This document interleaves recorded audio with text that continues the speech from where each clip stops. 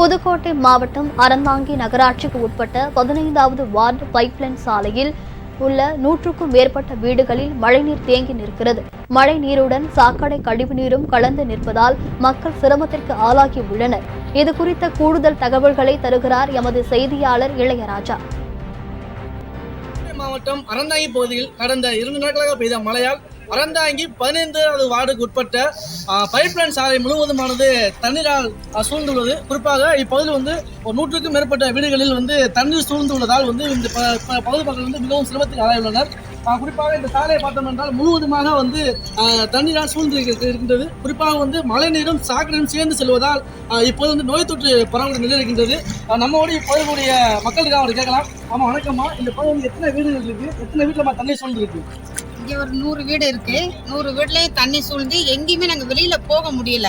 மழை கொட்டுது. இதுக்கு நகராட்சியிலேருந்து எந்த விதமான நடவடிக்கையும் எடுக்கலை. எங்களுக்கு வெளியில ஒரு பால் எந்த பொருளுமே நாங்கள் வாங்க போக முடியாம இருக்கிறோம், உள்ளேயே இருக்கிறோம். இந்த அம்மா கூறியதை கேட்டோம். இந்த பகுதியில் குறிப்பாக நகராட்சித்துறை அதிகாரியிடம் பல முறையை நாங்கள் நேரடியாக கூறியிருந்தோம். ஆனால் பார்க்குறாங்க, சரியான முறையில் இப்போது எந்த ஒரு தீர்வுமே கொடுக்க மாட்டாங்கன்னு சொல்கிறாங்க. குறிப்பாக சாக்கடை நீரும் மழை நீரும் அதிக அளவில் இந்த பகுதியில் சேர்ந்து காணப்படுவதால் குழந்தைகளுக்கு நோய் தொற்று ஏற்படுத்தக்கூடிய வகையில் இருப்பதாகவும் அவர் குற்றம் சாட்டினர். சம்பந்தப்பட்ட துறை அதிகாரிகள் இப்போது ஆய்வு செய்து உரிய வரிகள் அமைத்துக் கொடுத்தால் மட்டுமே இப்போது வாழ்வாதாரம் பாதிக்கப்படாமல் இருக்கு என்பது கோரிக்கையாக உள்ளது.